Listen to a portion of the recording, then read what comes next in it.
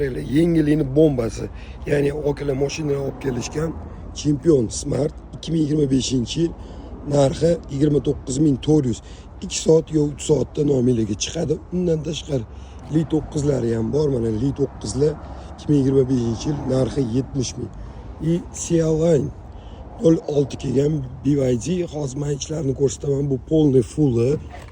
Buni baloni orqa tarafda yuradi, bilsanglar agar. İçlari mana salonlarni ko'rsatamiz. Buni faqat panoramning oynasi bo'ladi, luki bo'lmaydi. Ko'rib turganingizda Championdan ancha katta. Keyin yana nima pluslari bor buni? Yengillikni zo'rni qilishgan.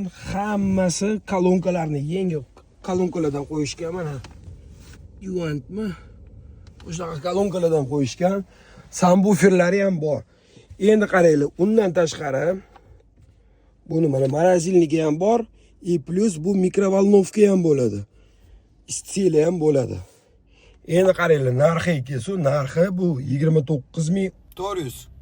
Ulgurib qoladigan joyi yana bunaqani qora ranglari ham kelyapti. Ha, aytgancha buni head-up displeyi ham bor. Plus bu 605 taligi.